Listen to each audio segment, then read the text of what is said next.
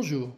Concernant votre habitat toujours et les affections qui peuvent vous rendre malade, la quatrième catégorie des affections constitue les mémoires de vécu de la Terre. C'est-à-dire que la Terre, comme tout être, a aussi ses corps énergétiques, ses mémoires et ses vécus. Donc évidemment c'est différent, mais elle a aussi un corps éthérique, un corps émotif, un corps mental, qui peuvent vous affecter. Comment? Eh bien, et en plus ça dure beaucoup plus longtemps. Eh bien, s'il y a eu une guerre à l'endroit où vous vivez actuellement, eh bien, il peut y avoir des mémoires de souffrance qui sont encore ancrées au niveau de la fréquence du corps de la Terre.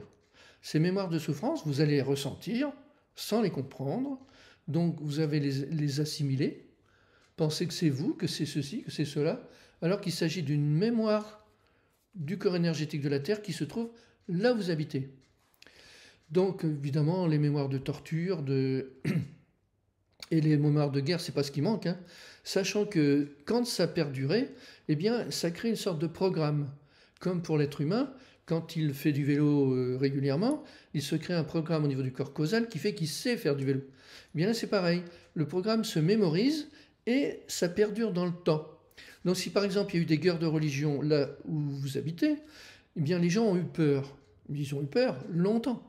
Il y a eu un programme qui s'est créé au niveau des corps de la Terre.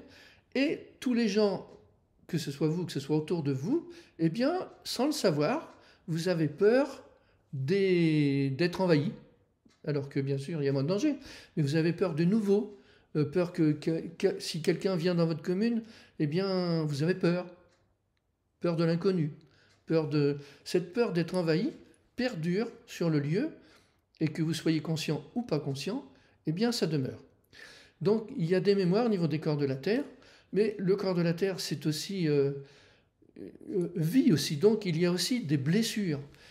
Alors il y a des blessures qui sont rentrantes, qui sont dues à des travaux souvent des fondations, des blessures physiques au corps de la Terre qui créent des blessures énergétiques. Il y a des blessures entrantes, comme une plaie énergétique. Il y a des blessures sortantes, c'est-à-dire que c'est une évacuation d'énergie comme un furon, comme un abcès, comme une évacuation. Donc, si votre maison, ou si une partie de votre maison est sur une blessure entrante ou sur une blessure sortante, eh bien, cette énergie qui va vous traverser va vous être très négative et va vous affecter soit physiquement, soit psychiquement. Mais dans les deux cas, de toute façon, vous serez affecté.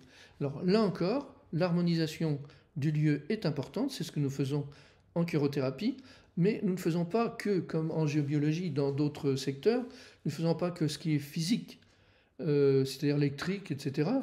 Nous faisons tout ce qui est énergétique, donc les choses qui sont d'origine naturelle, les choses qui sont d'origine des inventions de l'homme, les choses qui sont d'origine métaphysique, telles que je vous ai dit, les âmes en peine, mais aussi tout ce qui est de nature vécue de la Terre, parce que tout ça est important.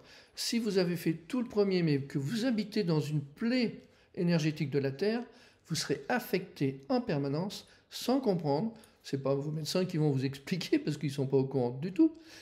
Ils savent que ce qu'ils ont appris. Alors pour le moment, ça ne fait pas partie de leur enseignement.